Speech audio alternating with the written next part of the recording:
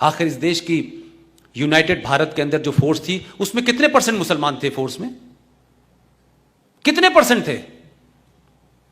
देश बटा तो आर्मी की तो ट्रेनिंग बड़ी हाई ग्राउंड पे होती है, सिविलियन तो चले गए थे, आर्मी क्यों चली गई सिर्फ मुसलमानों की वहां? ऐसा क्यों हुआ भाई? और आप कहते हैं कि हमारे ऊपर यकीन नहीं किया जाता। आपके ऊपर तो इस मुल्क ने इतना यकीन किया कि 4-4 राष्ट्रपति दिए, 1 उपराष्ट्रपति दिया, जजेस दिए। लेकिन एक घटना का जिक्र मैं इसलिए कर रहा हूं, 2 दिसंबर 1989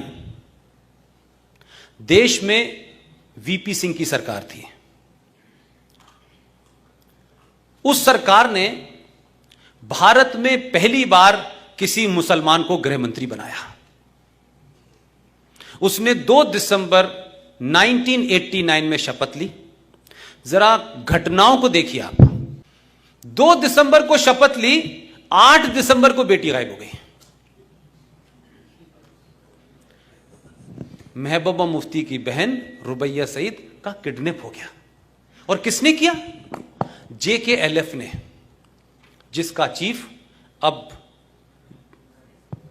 दिल्ली के एक हॉस्पिटल में है। 2 दिसंबर में शपथ और 8 दिसंबर को किडनैप, और 10 दिन बाद छूट गई। 4 बड़े आतंकवादियों को अंतर्राष्ट्रीय तो उनको छोड़ दिया। और यह सिलसिला क्या चला कि उसी दौरान में गुलाम नबी आजाद के घर से बच्चा गायब हो गया, वो भी मिल गया, 27 लोगों को छोड़ दिया। फिर एक और कांग्रेसी थे सेकुलर, जिन्होंने अटल जी की सरकार में वोट नहीं दिया था, 1 वोट से सरकार गिर गई थी आपकी, उनके घर भी कोई गायब हो गया, उसको भी छोड़ दिया, 7 आतंकवादी छूट गया।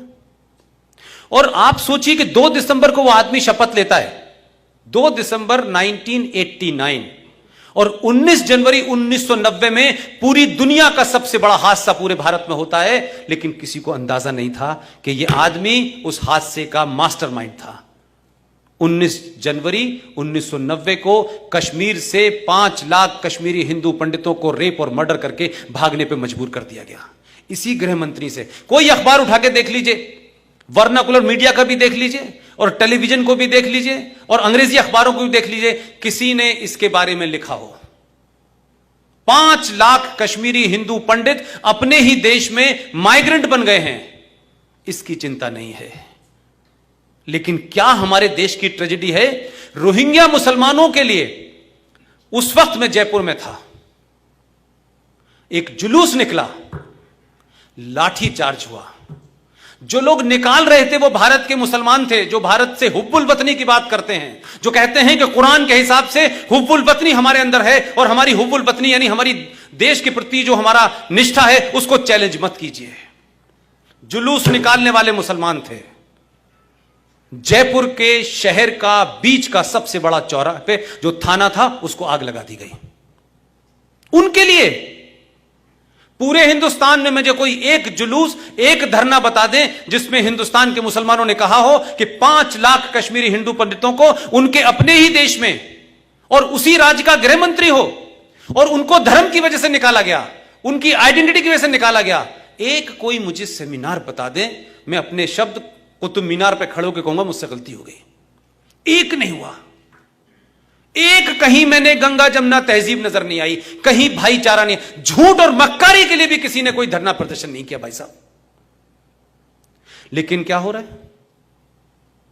रोहिंग्या के लिए, जिस जम्मू कश्मीर में आर्टिकल 35 होने के कारण जम्मू कश्मीर में भारत का नागरिक न वहां रह सकता है, न जमीन खरीद सकता है, न कारोबार कर सकता है, न उस राज्य की कोई आपको फैसिलिटीज मिल सकती है, न वहां विधानसभा का चुनाव लड़ सकता है, न वोट डाल सकता है। उस जम्मू कश्मीर में 2008 से लेकर 2019 तक 98,000 मुसलमान बर्मा से जो आए थे, उनके पास आधार कार्ड भी है, उनके पास राशन कार्ड भी है।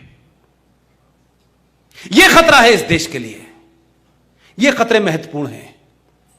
क्या आपको पता ही नहीं चल रहा कि धीरे धीरे हो क्या गया? हम कहां खड़े थे जब हमने देखा तो इतनी भीड़ है कि अब हम कोशिश कर रहे हैं कि अब इनको एडजस्ट कर लें। तो आप तो 700 साल से एडजस्ट ही कर रहे थे भाई साहब। 700 साल पहले भी आपने इसी आदर्शवाद के चलते यह हालत हो गई कि आप जैसे को चंद गुंडे आए थे, कोई करोड़ों की फौज नहीं आई थी, उन्होंने गुलाम बना के रखा आपको। 700 साल तक आपकी नस्लें दर नस्लें बिगड़ गई, किसी ने सवाल नहीं पूछा। अभी तो 70 साल की कहानी है, हमने 70 साल में भी कुछ नहीं सीखा।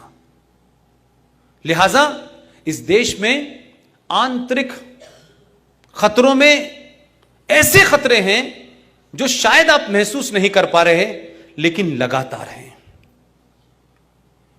इस देश में इंटेलेक्चुअल आतंकवाद जो है चरम सीमा पर है, एकेडमिक आतंकवाद चरम सीमा पर।